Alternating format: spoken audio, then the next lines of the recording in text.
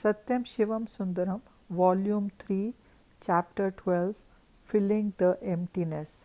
There is no prayer that he does not hear, no sign that is not recorded in his heart, no tear that he dismissed as unworthy of attention. He is the nearest kinsman, the closest friend, the wisest guide, the fondest mother, the very breath of our being. Addressing a huge gathering in Kampala, the heart of Africa, Baba said on 8th of July 1968, embodiment of love, cultivate love undimmed by selfish motive and live up to your name and heritage. Learn the international language of the heart and spell it out in action. Your neighbors too pray to the same God in anguish for favors. They may be speaking in different languages. Their pose, their pose at the hour of worship may vary as well, but their physical needs are the same as yours, and they are satisfied by the same type of food and drink. Try and sympathize with them when they are in great difficulty and feel happy, and when they are joyous, share their joy. Sharing transforms joy into bliss, Ananda. Let your love expand towards entire creation. Stagnant water becomes foil, so let it flow. Love is joy, love is power, love is light, love is God. My life is my message, Baba says. Being himself the embodiment of love, he teaches us to love all unselfishly and declares that each one of us can become God, Madhava, through love. He often says, if you want to label me, then call me Prema Swarupa. It is through pure love that Baba transforms us from selfishness to unselfishness, from contraction to expansion. I am so happy that I am able to be of service to the Lord. It is my joy to be acting as secretary for the book center. Since learning about Baba, our entire lives have been changed. We never knew such happiness before. It is such a joy to be serving him, even in small ways. On Christmas Eve, Gary and Sharon held a bhajan meeting in their home. The most wonderful thing happened to them. While they were preparing for the meeting, Sharon was packing small packets of vibhuti, and all of a sudden she saw something odd, sort of hard in the vibhuti. It was a tiny medal with Baba's picture on it. Gary was so happy, and so was Sharon. They were so happy that Baba gave them this blessing on Christmas Eve. We were so happy for them. Actually, his miracles that are really wonderful are the ones he performs in the consciousness and lives of his devotees. He changes you so gently and gradually that you do not even realize that anything is happening, until one morning you really take a good look at yourself and see that you have changed. This is the real miracle. One day you realize that you are much happier than usual, and you have lost some of your bad habits and gained a few good ones, writes Doris Babb, Secretary of Sri Satya Sai Book Center of America, Tustin, California. Swami Karunyananda ji is the founder president of a vast organization for seva that has grown on banks of Godavari at Rajamandri. This organization, established 45 years back, has set up a leprosy hospital and a home for the destitute and the disabled. One morning, Swami came out of his residence and found a young woman in extreme distress.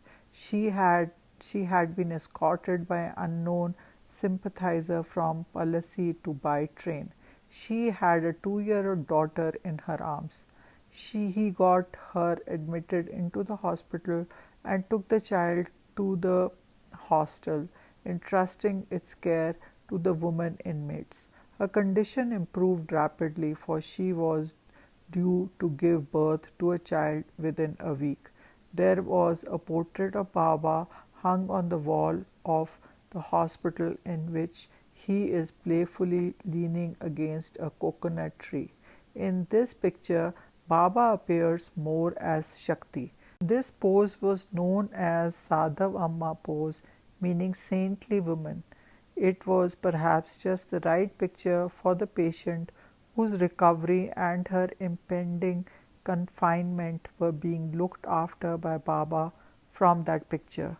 One evening, those in charge of the clinic went to see a movie, and when they returned, they found that woman had given birth to a son. The baby was washed and wrapped in white towel and kept in a cradle.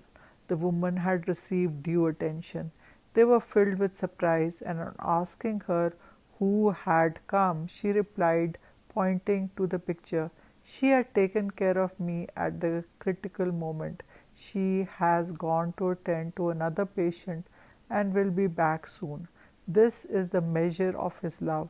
To help the helpless is the only way to please, follow, and reach him. In February 1969, four tribal from the villages of Ramgong, Panya, Disi, and Jinging in Nifa, along with Sri Bokan Iti, political assistant, an architect, and a deputy secretary of Nifa, came to Prashanti Nilayam.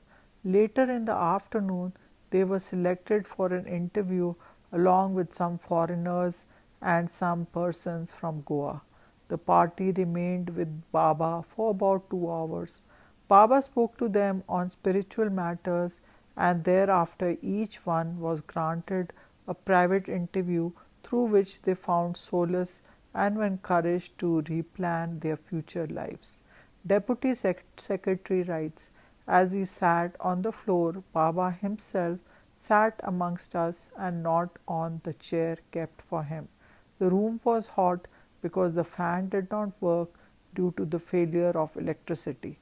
When the wife of Chief Secretary of Goa attempted to fan him with her folding fan, she said that it was not right to do so when others were suffering that heat.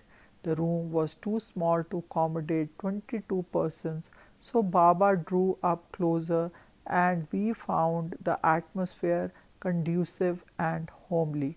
In the august presence of Baba, language is not a barrier in understanding the international language which flows from the loving heart of Baba. His spiritual declarations were grasped by each one of us directly and personally, corresponding to the color of our minds. When an English lady said she was unable to concentrate, Baba promptly materialized a red heart-shaped article by wave of his hand, saying, "This represents your heart. It will help you to concentrate." He also created a diamond ring for the wife of the chief secretary, saying that she would be able to see him in it. He said, "This is diamond, not diamond. Meditation on God results in elimination of desires that now make up the mind and its spot." This was fine spiritual upadesh indeed. He created a talisman to cure the illness of another woman from Goa and a handful of sweet prasad for all of us. He poured the sacred ash which he created into the palm of tribal leader and asked him to apply it on the forehead of every one of us. Another wave produced 8 pictures of him, which he gave to each one of us. Thereafter, he took each one of us aside for a private interview. We were amazed to find he knew all our problems and ailments and also prescribed remedies for them. Sri Bukan Ite sought his blessing and advice for the construction of a sun and moon temple in their tribal area in response to the wishes of the people there. Baba told him the opinions differed amongst the people as to what should be installed in the proposed temple, As we were standing, he, with his vigorous sidewise circular motion of his two hands, materialized a disk on the spot with sun and moon embossed on it.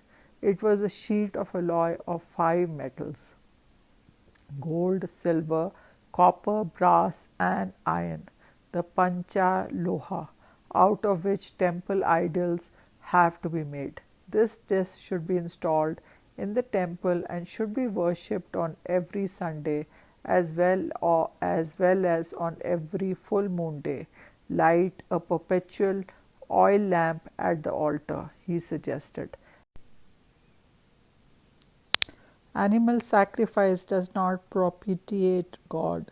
Subdue animality, sublimating it with the reason endowed to man by God.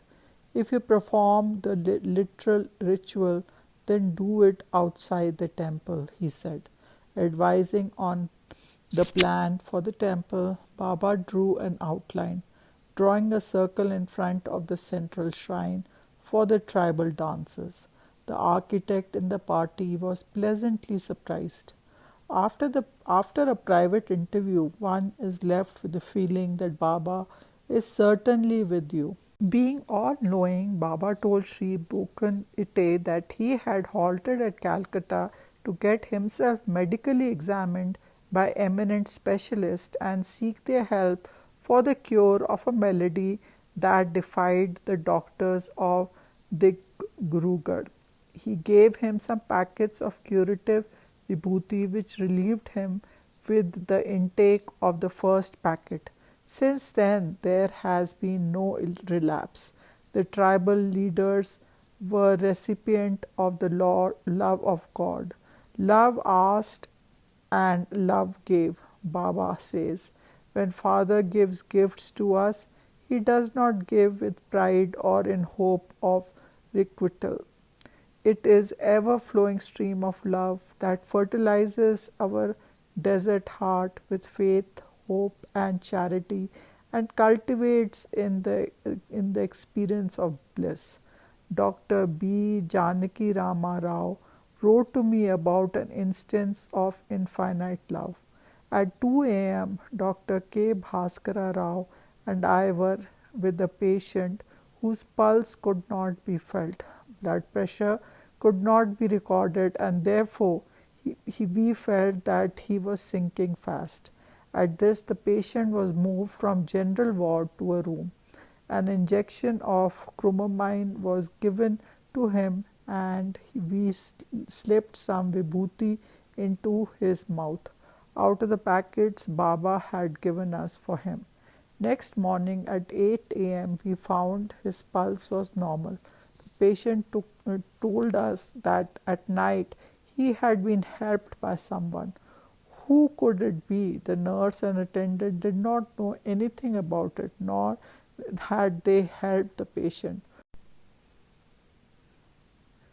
What an inexplicable incident at the hospital, we wondered. Needless to add, the patient recovered soon and went home, hale and happy. Dr. A. Rangarao, while driving from Madras to Prashanti Nilayam, noticed sparks of fires emanating from his car's petrol tank. He cried, Sai Ram, and threw a handful of dust. The flames subsided and he drew merrily to Nilayam. Colonel Raja told me that a huge bamboo cluster near his bungalow at Tezpur, Nefa, had caught fire. The flames were ascending yards height. His wife ran out in fear that some huts nearby where Nepalese lived might be burnt down. She shouted, Satya Sai Baba, Satya Sai Baba, and to quote the colonel, the fire got extinguished in 5 seconds. Even a dozen fire engines would not have succeeded in doing so. Another revelation of fountain head of divinity which is ever present everywhere. My brother had fractured his thigh bone 6 months ago when Baba was due to visit my home at Trichinopoli. I brought my brother and made him sit on a chair in the rear hall. Then Baba came. The bhajans were on in the main hall, but he quietly went towards my brother, knowing that he was still ailing. Baba materialized Vibhuti, asked him to swallow it, applying a fraction of it on his forehead. Then he walked into the hall, came near me, and said, I have set right your brother's leg. Within 3 days, my brother began moving without help, and before the month was over, he resumed his daily constitutional walk. This letter is from Shri S.N.K. Sundaram, founder and director of the Pandyan Bank. Dr. M.S. Ramakrishna Rao, a talented ophthalmic surgeon, writes about the miraculous effect of Vibhuti concretized by Baba's love. This doctor was treating a friend for conjunctivitis in the routine way. He found in course of his treatment that this patient had the much dreaded dendritic ulcer in his right eye, which is caused by a virus. IDU, manufactured in America, was the only drug which could cure this virus, but unfortunately it was not available in India. In few days the other eye also got the infection, which was rather unusual. Efforts were being made to get the IDU, but in its absence, all that I could do was to pray to Satya Sai Baba, and doing so, I put his vibhuti into both eyes of the patient and bandaged them. That very night, my professor, Dr. S. Surya Prasad Rao, was able to procure the precious drug. I felt happy that Baba had responded to my prayers. Next day, when the patient came to me, I opened the bandage, anxious to apply the IDU, but to my utter astonishment and joy, I found that there was no ulcer in either eye. I examined the eye under the corneal microscope, but no trace of the disease or even scar was visible. John Hislop, a highly educated business executive in America, who could normally be expected to dismiss abruptly any talk about a living avatar, has developed an irretrievable faith in avatar. He says, I am young son in the household of a wise father and a loving mother in whom I have unreserved trust. The almost incredible personal experiences of Swami's devotees draw the portrait of a unique and beautiful human being with attributes extending beyond anything we have ever conceived as belonging to man. In order to awaken man from sloth and slumber, Baba often employs some supranatural or suprahuman methods. Shri Bhagawan Das from Unnai writes, I have seen scented ash appearing on photo of Baba in my neighbor's home. We were thrilled by it and are very eager to have darshan of Baba. This is one of the innumerable ways in which Baba introduces himself and manifests his presence, announcing the advent of his divinity. In Nepal, a far-off region where the sanctity of Vibhuti is not generally understood, sweet thick nectar or honey, or at times butter, rice grain or precious stone emerge from the holy photo, forming a decorative pattern or pranava symbol. Such grace is available even to those who have not seen, heard or met Baba. Sri J. Gogi from Shillong writes, when flowers are offered at the feet of the photo, Amrit appears. What a sign, Leela! Shri P. Shiring from Calcutta writes, while my wife was busy cleaning all photographs of Baba for worship, she suddenly saw Amrit coming out of picture of Baba all over the body. Dipendra Das of Bhubaneswar writes, since the last few days from the photo of Bhagawan Sri Satya Sai Baba, some watermarks seem to be appearing. In order to be more confident, I wiped out all those watermarks. To my utter surprise, two lines of streaming water came down from the knees of the Lord. Dr. J. Veganism of Bharampur writes, I have not informed anyone that Vibhuti comes from the picture of Baba in my house, but please tell me what I have to do. How am I to worship the picture hereafter? What are the rules of ceremonial purity to be observed? Food, drink, smoking, etc. From Delhi a telegram arrives. Honey dropping from thy lotus picture at residence. Pray continues thy grace to invoke devotion. H. P. Misra. At Sonpur Tea Estate, where a satsang or friendly rally of Sai devotees was held as soon as the party returned from Nagar Sankirtana. When Aarti was done, Vibhuti and Amrit appeared on the picture of Baba. We are all thrilled when we realize that Baba was present amidst us, writes Dr. Barua. This day, two devotees of Lord Venkateshwara joined us in bhajan. When Aarti was performed, something fell from the picture of Baba. It was found to be Sri Padarenu, given to devotees at Tirupati after the worship offered to Lord Venkateshwara there, writes Sri Muralidhar, the station director of All India Radio, Kohima. Any sign of grace corresponding to individual temperament or to the peculiar predicament creating the desired impact in the awakening a seeker or announcing others towards sadhana is useful. Not very long ago, I was almost dead, wrote Mary to her teacher Hilda Charlton at New York. Dead both internally and externally, for I was deeply involved with drugs, mostly heroin. When I managed to give this up, I developed hepatitis and was sick with this disease for quite a while. Then Mark Scales sent me some Baba's holy ash from India, which helped to cure me. I was sunk in despair, without a home and seemingly without a future.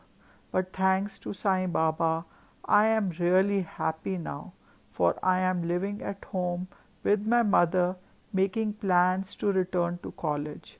Three of my dear friends who were involved with drugs have stopped them too. I shudder to think how close to death I was through overdose of drugs. I would like to express my gratitude to Baba. Petagotha Palam Janaki Ramaya had heard of Baba but was not drawn to him, as he thought of him as merely another addition to those large bands of sadhus with which this country abounds. His god was the idol installed in a temple 5 miles from his village. This was Shivalinga that had been worshipped for centuries by his forefathers. Shivaratri was drawing nearer, and the temple celebration was to be held on the 15th February. But while he was busy with the preparation, diphtheria affected him. He had high fever and great pain. There was no facility for hospitalization. He could neither swallow food nor drink. Some kitchen remedies were tried. A few quacks tried their hand, but all was of no avail. On the night of the 13th, he remembered a plaster of Paris bust of Satya Sai Baba that a relative had brought to the house. He had been told of his miraculous powers. Why not pray to him? Keeping the little bust by his bed, he gazed at it for long and gradually fell asleep. In a dream, Baba asked him to drink some water, but Janaki Ramaiah protested that he could not. Baba, however, insisted. His wife appeared with a jug full of water, which he drank down to the last drop. With the last gulp, he awoke. It was 11 p.m. The fever had gone, and so had the diphtheria. By the 15th, he was able to carry out all his chores at the temple. With a heart full of gratitude, he wrote to me, requesting directions for the journey to the Nilayam. He is Shiva, I must fall at his feet, he wrote. It was my third bout of pneumothorax, says Iruch K. Vadia of Madras. I was advised to consult the doctors of Victoria Hospital, Bangalore, since I had exhausted all of the other lines of treatment. But before implanting that advice, I went to Prashanti Nilayam for Baba's darshan. I prayed to him from a distance and then had to come away to consult the doctors. After the consultation was over, the doctor said, "Whoever told you that you had pneumothorax?" I was sent for a further checkup to the SDS sanatorium. There I was told, "Your right lung, the affected one, as you say, is better and stronger than the left. Nothing needs to be done," says Vadia. His blessings cured me completely. Darshan is enough. Halton Nicholas had a different type of experience. Even before I ever saw Baba personally, I had a deep affection for him. I was working on his portraits. By the time they were completed, I knew I simply had to go to India and see him. I came to India, reached Puttaparthi 3 days before the Dasera festival. The festival itself was full of experiences, but I will not dilate on them. Right after the festival, I had cold which grew steadily worse, together with such a high fever that I could not even think straight. The doctors from the hospital, while giving me medicine, exclaimed, "Sai Ram, only you can make him healthy." I heard these words and prayed. Baba gave me the chance to do my duty in Europe. I should not die here, for I can now see clearly that there is work to do. Suddenly I saw Baba's eyes and then the hair around his head. These kept coming and going, something akin to the lights I often see in meditation. At the same time, I heard Om vibration all around me. In the morning, I was much better, and one of the Westerners, a stranger, came into my room and said, "Baba was talking of you. He asked me, 'Do you know Nick, the old man who sways during the bhajans? Tell him that he had a serious heart attack last night, but he is now quite safe.' For I was with him all night. My eyes were opened. I understood the vision. All doubts were resolved. Now I know that Baba will come to us if we really need him. Baba makes his presence felt in 1,000 different ways to those in distress. When Dr. Ramakrishna of the Institute of Science, Bangalore, was at Prashanti Nilayam, he was summoned by a phone call from Hyderabad at 9:30 p.m. and told that his mother had been removed to hospital in a precarious condition due to cerebral thrombosis. He managed to communicate this to Baba even though he had retired for the night. Baba sent the messenger back. "I was at the hospital. She is all right now. Tell him have a good night's sleep, rest." Meanwhile, at Hyderabad, about 9 p.m., his father saw open her eyes and exhibit an interest in her surroundings. So he anxiously inquired if it was necessary to summon her two sons to her bedside. But the lady replied, "There is no need. Baba was here just now, and while giving prasad, he assured me that I would be quite well." She returned home quite well within the next few days. Baba may indicate his grace, his love, in some other manner. Shri K. Datta Gupta writes, at Rangia, 30 miles from here, Principal Beren Bardoloi had two small photographs of Baba under the glass of his dressing table. Baba has caused to appear on one of them in his own handwriting the words, "Blessings, Sri Satya Sai Baba," sometimes outlined in Vibhuti. He leaves a footprint or two, an indication that he had come or is present. The mystic Moister Eckhart writes, "The Lord told the people, I stand at the door and knock and wait. If any man lets me in, I will sup with him." You need not look either here or there. He is always near. Make him dare to see him vividly in your pure heart. He is the reality of your being. You exist so long as he inheres in you. Baba is ever ready to respond to your sincere prayers. Baba asked Sita Ramanans from London why they had retired for the night, leaving the gas flame alight with a container of oil upon the stove. "What would have happened if I had not turned the gas off?" he asked. R. G. Golap writes from Nandurbar, Maharashtra. At about 4:15 a.m., I heard a voice asking me to wake up. I heard it thrice, but I said to myself, "What will I do getting up so early?" A moment later I heard, "At least open your eyes and see." Most unwillingly I opened them, and what did I see? A thief. As soon as I raised alarm, he ran away. Who had aroused me? I wondered. Then I saw a trail of vibhuti from my room to outside veranda. I knew it was Baba. From Korg, C.M. Appe writes, "The electric current had failed, so it was dark fortnight in August. Kumar finished his frugal supper and went to bed. He was living in a dilapidated building.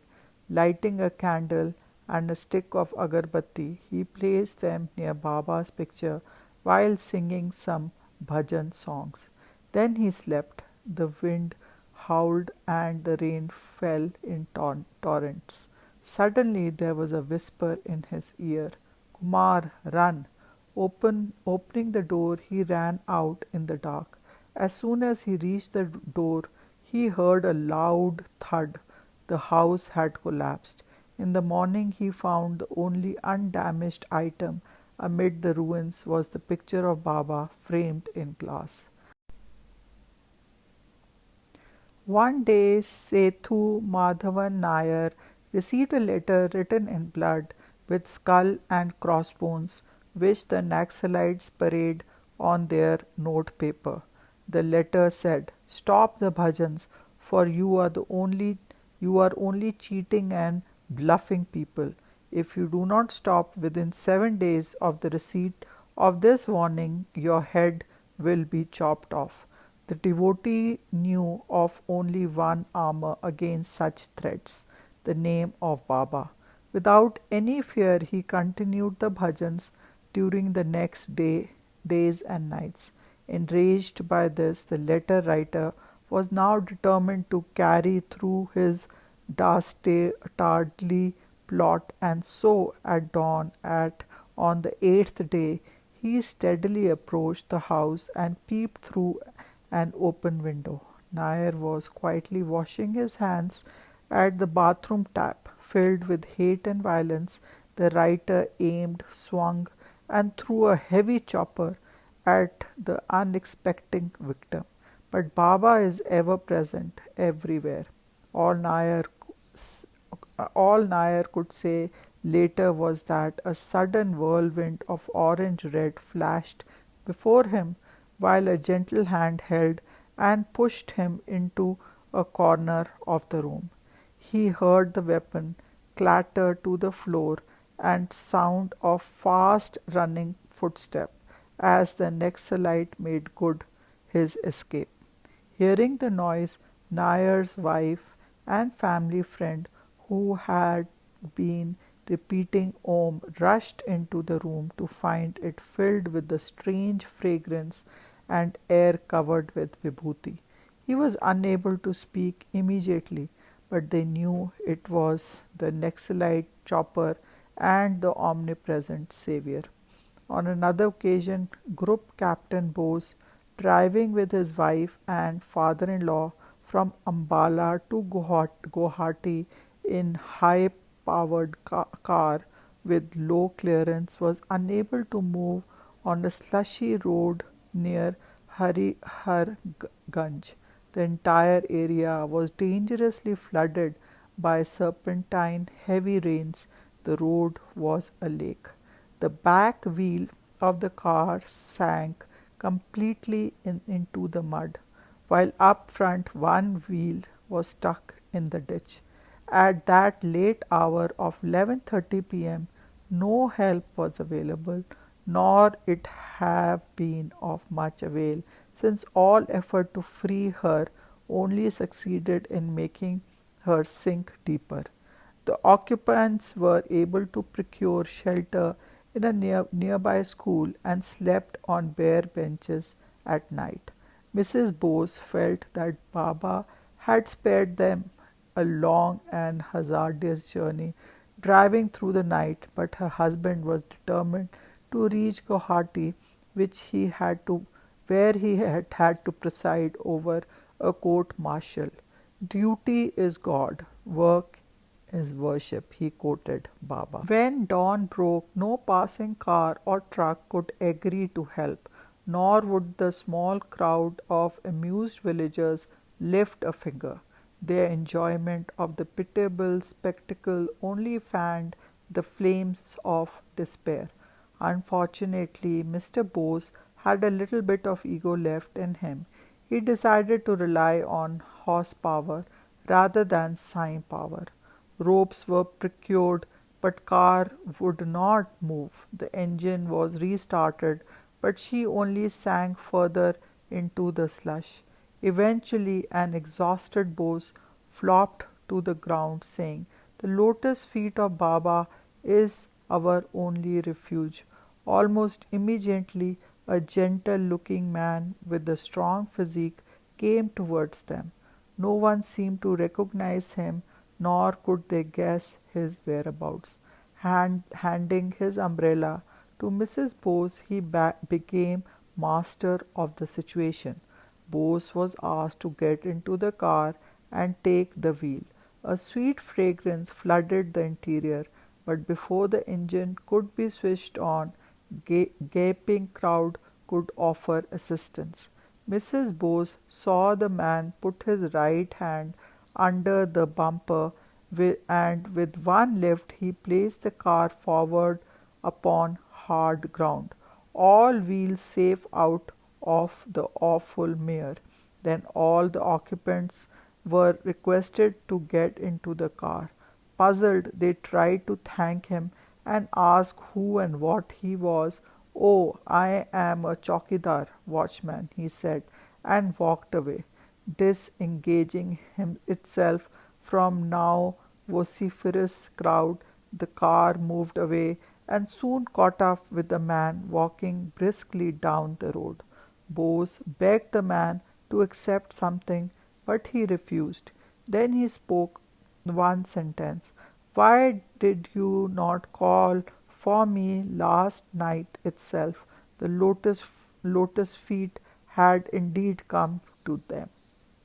The incident illustrates clearly how necessary it is to devalue the ego, the little personal I, and to recognize that God of our prayers, our aspirations, and the highest hope is embodied in this tiny human frame of Baba. What, after all, constitutes a true man? Only he who looks up to God and submits completely, giving up all he has, including the little personal ego, who is perfectly detached, who knows the mystery of God as man and man as God. On two occasions, forest fire raged around the farm of Indra Devi at Ticante on Mexican borders. In the first instance, they rode around the Saint Nilium, where sadhakas have a retreat, consuming trucks and tents, coating the wall with soot, but the inmates ran up a hill. The shrine room itself was left sweet and fresh as ever. On the second occasion, Indra Devi was at home and ran into the prayer room, trusting Baba. The flames rolled back. When next she was in India, Baba gave her, as an expression of his compassion, a figurine saying, "No more fires." Murali Dharan, station director of All India Radio, was with Baba during his tour of Kerala and tape recorded his speeches and bhajans without omitting a syllable or a note. From these tapes, a new reel program was prepared depicting the ceremony when Baba laid the foundation stone for the hospital for children in my native village of Tripunnitura when Health Minister Wellington presided. He played that reel and felt happy remembering that Baba, in his speech at the town hall Ermakulam, had promised to tour Kerala again after Shivratri. He had assured them that he would tour from Kannur to Trivandrum and stay longer in each place. When a friend came to his office a week later, Muralidharan chanced to communicate to him the good news. Muralidharan said that if Baba would not fulfill his assurance, he would take the tape containing his promise to Puttaparthi, play it back to Baba, and challenge him. The friend was thrilled by the confident tone of Muralidharan. He wanted to hear the assurance in Baba's own voice, and tape was replayed for his benefit.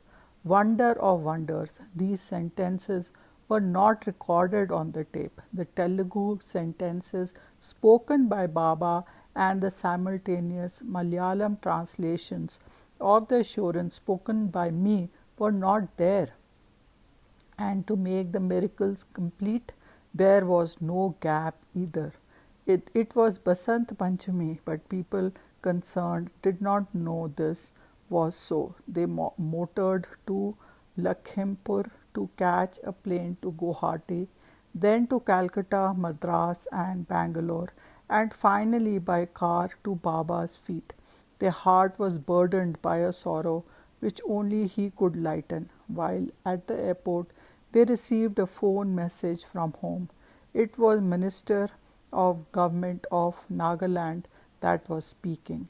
"What have you done to the picture of Baba in our room?"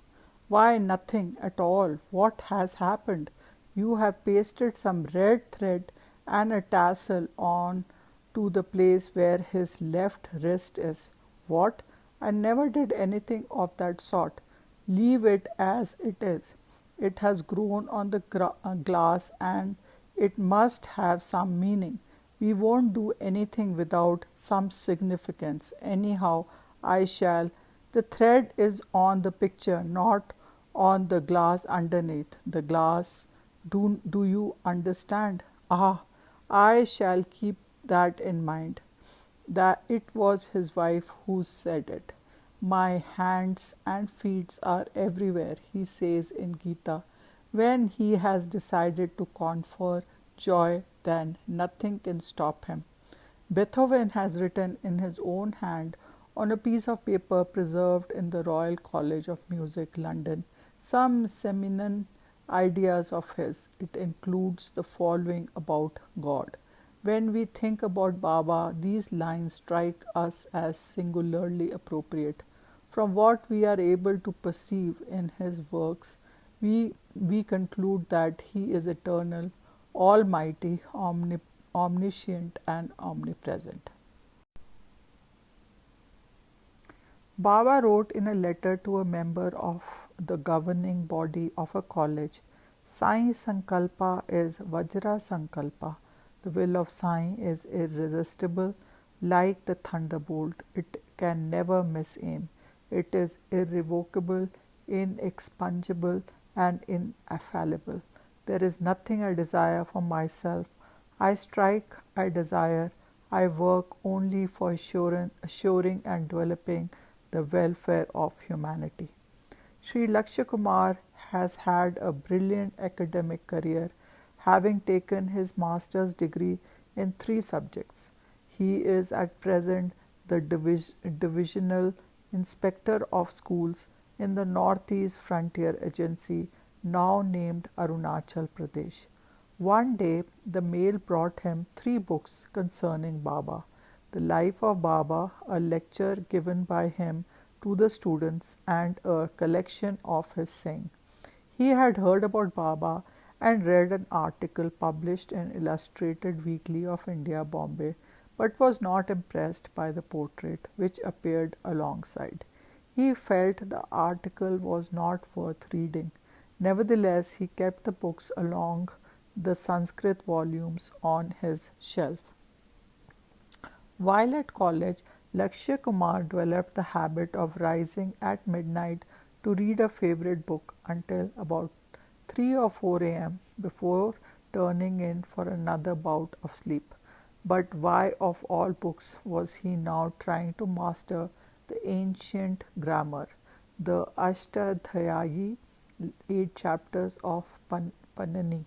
The Panini is, he said, an absorbing and fascinating writer, feeling his work to be the most celebrated on linguistics. He would sit far into the night in quiet of his Nifa bungalow, absorbed in his scholaristic work. One night, stuck by an unnegotiable corner in the grammatical maze, he closed his eyes in order to concentrate. When he opened them, Baba was sitting in the chair next to him, in red, flowing garment with an enchanting smile. I did not feel fear or surprise, as must happen under such circumstances when a stranger suddenly appears at the dead of night, while you are poring silently over a book. I felt at ease and very much assured. Before I could ask him who he was, I heard his sweet, low voice speaking reassuringly. Do not be afraid, I am with you. He repeated the statement twice, but the question still remained. Who was he? Before I could speak, he said, I sent you some books. Now I knew it was Baba. I replied, Yes, I have received some books, and would have continued, but he cut me short and said, Read them. I said, There is nothing in them. They are trash. There is nothing in them for me. But Baba persisted, and he spoke with sweet persuasiveness as friend who with no trace of bitterness. Still, there will be something worthwhile. At least read them once. He smiled, a smile that I can never forget. Look at the depth of Baba's love in sending books, pursuing the process of transformation of the recipient by going himself, and despite his callous cynicism, urging him not to lose the chance of saving himself.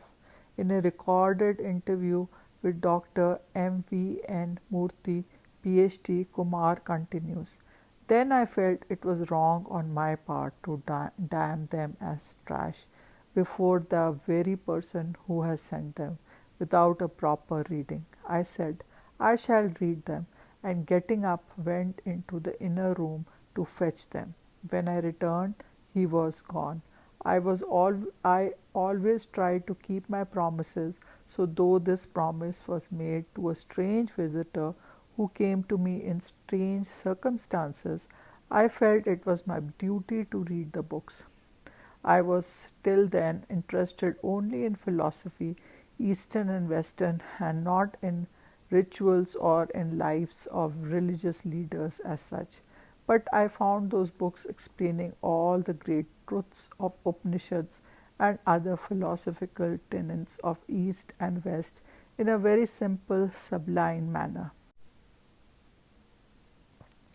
Whereas I found in other philosophical books mere words, Baba's books and utterances touched me because they sprang from an eternal experience of the soul and encouraged me to reach those heights myself. 10 days later, when I was up against another passage in Panani at about same hour of the night and had closed my eyes to concentrate, Baba came again. He sat in the same chair quite close to me. I know that you have read those books, he declared. I said, echoing him, yes, I have read the books. I am quite sure you have liked them. I know you would like them, he said in a voice of assurance. If you read them, you will surely like them, he repeated. His voice was full of love and benediction. I must confess that I have never heard such a sweet voice. Then Baba said, why do you not translate them? I said, that would be very difficult. Baba repeated the statement, yes, it will be difficult, but I am sure you will do it. So I rose and went into the inner room to fetch the books and some paper. Again he had left by the time I returned. Translate? I did not ask him into which language, Hindi or Adi. I was sure he must have meant Adi, the language of the tribal area. So I started to work without intermission. 2 weeks later, while struggling for a proper word in Adi for an abstract idea found in the book, Adi being not a language to suit the exposition of abstract ideas, and while absorbed in weighing one term against the others, Baba came again. This was around midnight. It was the same blissful voice which I loved to hear. He spoke to me from the chair beside mine. You have started translating them? I raised my head and saw him in full glory. I replied, I cannot do it. I am not satisfied. It is very difficult. But Baba said, you can do it very well. Why should you shrink? Anything that is worth doing will of course be difficult. You can do it. You have done it. Then he disappeared. I was much encouraged by this. I finished the translation and decided that I should read it to some Adi speaking friends and villagers in order to find out whether it was worthwhile. Meanwhile, I found that Baba's 3 visits and his darshan and sambhashan had transformed me. My attitude towards my work and my subordinates changed. Formerly, I used to get angry and punished people. Now I appreciate the difficulties of others and try to help and sympathize with them. I have become meek. That I in me does not assert as much as it used to. So I can now declare that while I translated the books of Baba, Baba succeeded in bringing out the best in me. Grammar. Grammar is as much Baba's province as any other discipline. You can reach God, the perfect grammarian, through grammar. As Lakshya Kumar pointed out, his study of Panini's work and translations were both blessed by Baba, who became his guru. Kumar was gently guided through all the 8 stages that make up the study of Panini by Baba. Whenever he called upon him, all the complicated passages were expounded. I can explain any sutra from any section of the book in all the 8 forms, and so can my 3 children, ranging in ages from 13 27, says Lakshya Kumar now. Baba is love, and his love that prompts him to select instruments so that they may feel a sense of participation in fulfillment of his mission. Mr. Tideman from Norway was told, "You need not look for Guru anymore. From now on, I will guide you." A disciple of Indra Devi spoke to Baba about the waves of ecstasy he experienced during meditation at Prashanti Nilayam. Baba told him they were sample experiences granted by him to make him proceed with confidence. Baba imparted courage, confidence, counsel, and consolation to all who yearn. "Be careful what you ask of me, for I grant what you seek. Why stand under the heavenly Kalpa Vriksha and ask for gifts of a paltry petty article?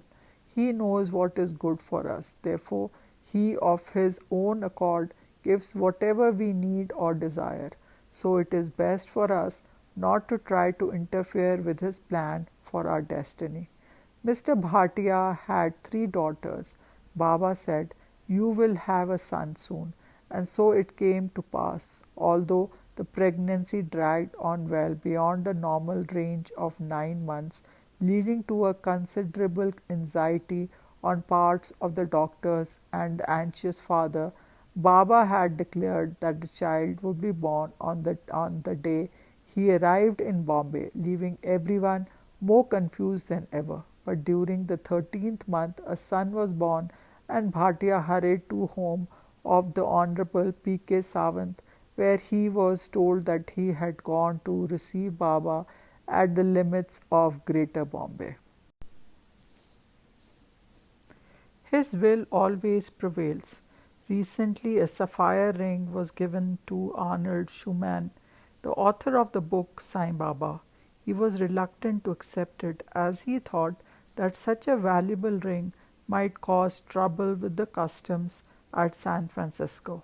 Baba said, "I shall look to it." The official proclaimed it as worthless upon examination, yet appraisers later valued it at $125. Containers of vibhuti given with assurance that they will refill as quickly as they are emptied refill themselves with alacrity. A divine Leela, usually called a miracle, is supposed to point out that all that we see is nothing else but an object portion of Atma consciousness. It is not an exhibition, but it is always fraught with profound significance, calculated to bear witness to the advent of the divinity in the human frame of Baba. It arouses awe and reverence, deepens loyalty, and serves as an eye opener, removing the fog of pride. The so called sophisticated civilization has polluted the mind of man completely and helped him to cultivate a lust for power and possessiveness, deluding him in the belief that happiness lies in their attainment and thereby leading him to moral and physical degradation. He has come to disinfect and correct, instilling faith and fearlessness among the wise and the discriminating, so that he may have sappers and miners for his campaign against evil. As Muffet writes, they build our faith and help us to work with new zeal towards production of a divine edition of themselves. And this is accomplished not only through the great inspiration of the living examples before us, but also through the silent transforming rays that emanate from the Divine One. One Leela, for example, has all the value for the person privileged to witness, like the Vishvarupa Darshana, witness of Krishna as all, vouchsafed by Lord Krishna in the battlefield to Arjuna. One day at Prashanti Nilayam, while walking with Dr. Y. J. Rao, MSc, PhD, a professor of geology, Baba picked up a piece of broken granite, the size of a fist, and turned to the doctor, asked him what it. Happy that he could reel off his pet technical jargon, he gave the right petrological answers, but Baba persisted and wanted that he should go deeper into its composition. He was prepared for that question too. He spoke of atoms, chemical formulas, electrons, protons, mesons, and rest of the scientific abracadabra. Baba stopped him. He said, "No deeper still." Rao was at the end of the technical theatre. So Baba took the rock from the hands of the geologist and blew on it. It became a beautiful idol of Lord Krishna playing the flute. The color was slightly bluish. The structure had undergone slight modification to suit the curves of the stance. See, God is in rock. You geologists have to be conscious of that. Nothing exists without God, apart from God. Every Leela of Baba is a lesson in spiritual discipline and science. He chides, and chiding strikes a hidden spring of awareness and adoration. There was a person who worshipped Baba at home, reciting 108 names, and on Thursday 1008 names. At the end of the rite, he fell flat on the ground in front of the picture, imagining he was clasping with both hands the lotus feet of Baba standing before him. There was a gap between his palms where he imagined the feet to be. Tears would well up in his eyes while he enjoyed the thrill of the fantasy. Later, when he came to Prashanti Nilayam, Baba granted him a private interview. "Just look at my feet as I stand before you. Take note of the width of the space I require to place both feet comfortably on the ground. Your palms do not open wide enough, so I have to keep my feet cramped between them. Every time you want me, keep them a bit wider." There is no prayer that he does not hear, no signs that is not recorded in his heart, no tear that he dismissed as unworthy of attention. He is the nearest kinsman, the closest friend, the wisest guide, the fondest mother, the very breath of our being. He is present in this very moment on all the roads, behind every fast moving vehicle, or often with it, ready with his warning and loving hand to avert calamity. Driving from Colchester to London one afternoon on the 22nd September, my son asked me to lower his seat as he wished to recline.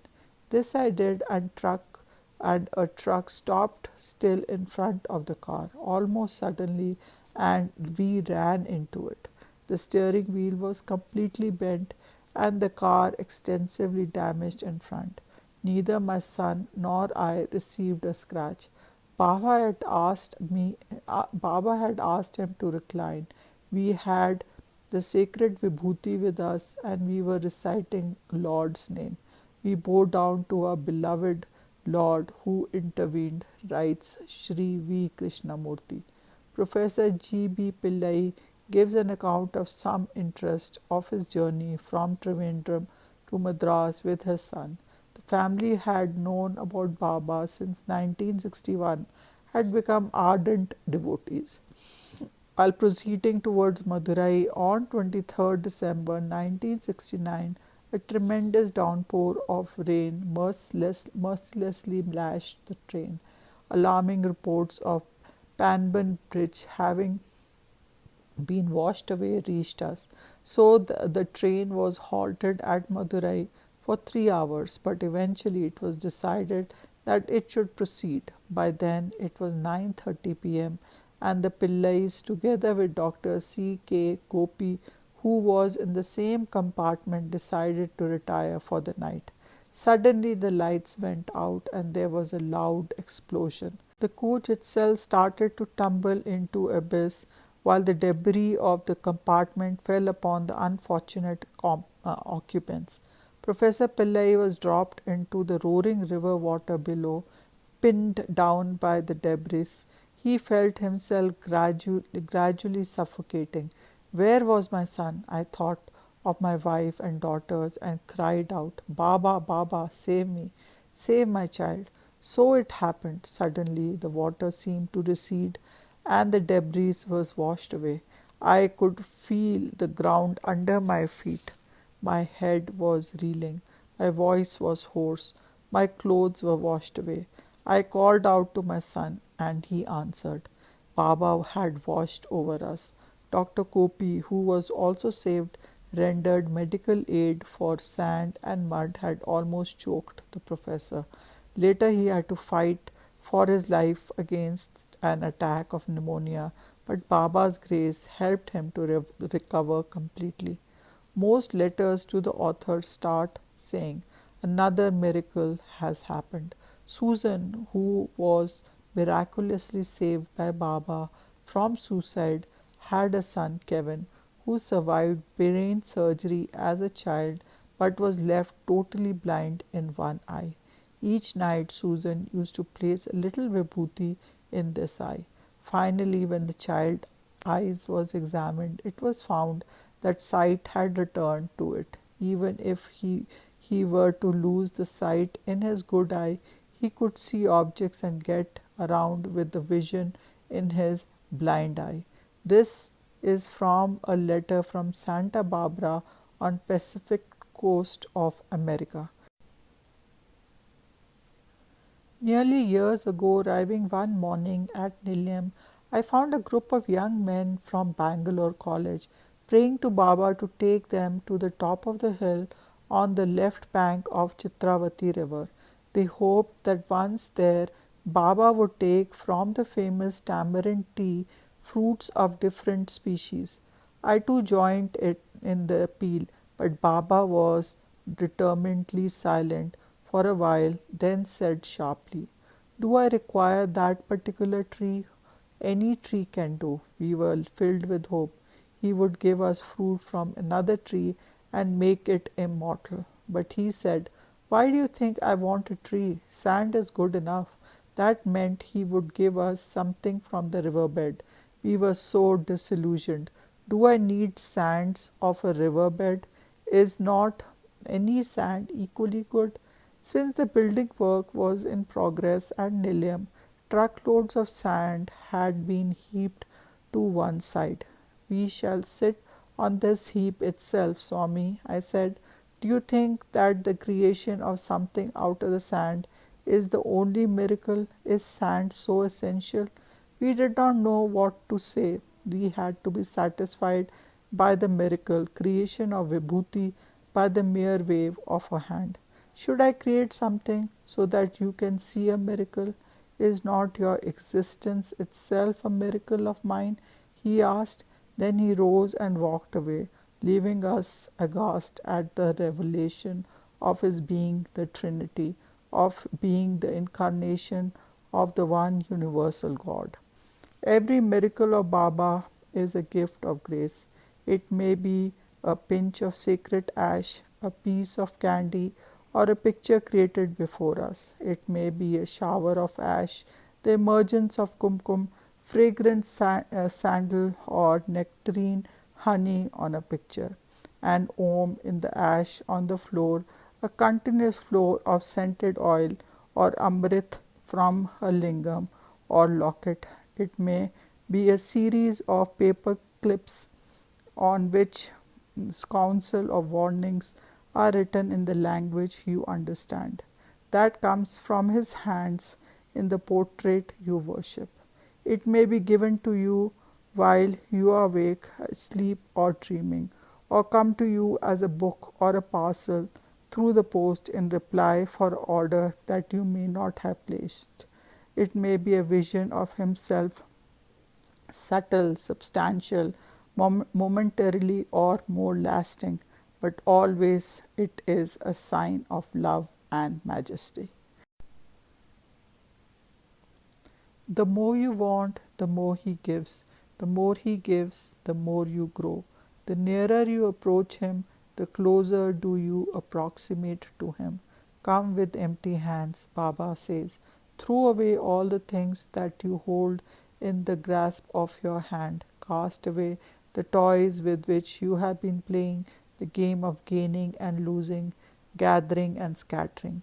Baba delights in giving. He does not relish being adored or admired because our praises does not add anything to his glory, and criticism cannot minus it either.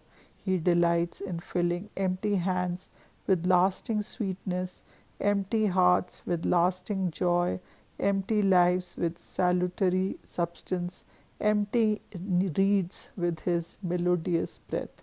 Each gift prepares us afresh to receive yet another, for nothing is given without significance. It is to facilitate us to go forward in our search for truth. He is not rendered less by giving. Our capacity for receiving is boundless too. So Manava negates and needs, hungers and receive, and does become ultimately Madhava, God Himself. While addressing an audience of signed devotees, Dr. Bhagawantham recently said that about a decade back, good photos of Bhagwan in color were not available. Therefore, his son prayed to Baba for a picture. His son's prayer was spontaneously answered as Bhagwan materialized a lingam and gave it. This is a pointer, revealing the inner core of the reality or the real. Once a few devotees were sitting with Baba at the foot of a mountain, and Baba held a few pebbles in his hand and threw them towards a devotee, converting these into sugar candy. At this, the devotee inquired from Baba that if he could instantly convert those stones into sugar candy, could he not transform the entire mountain in front of them into sugar candy? Baba replied, "It can be done, but why unnecessarily interfere with its nature?" In fact, no material or movement is necessary to materialize anything for him. His will, Sankalpa, is supreme. On one occasion, Baba was talking on a spiritual matters to a devotee, and all of a sudden the devotee found on his lap a red apple. The devotee was astonished, and Baba told him, "Didn't you say early on that you did not have any breakfast? Eat it now, for you will be having your lunch only after a couple of hours." This was accomplished without any transformation of any material or without any wave of hand. Get detached from the transitory pleasure, boldly attach yourself with the one, peerless and perennial, remaining in a serene state of blissful awareness, says Baba. Om Sai Ram. End of chapter 12.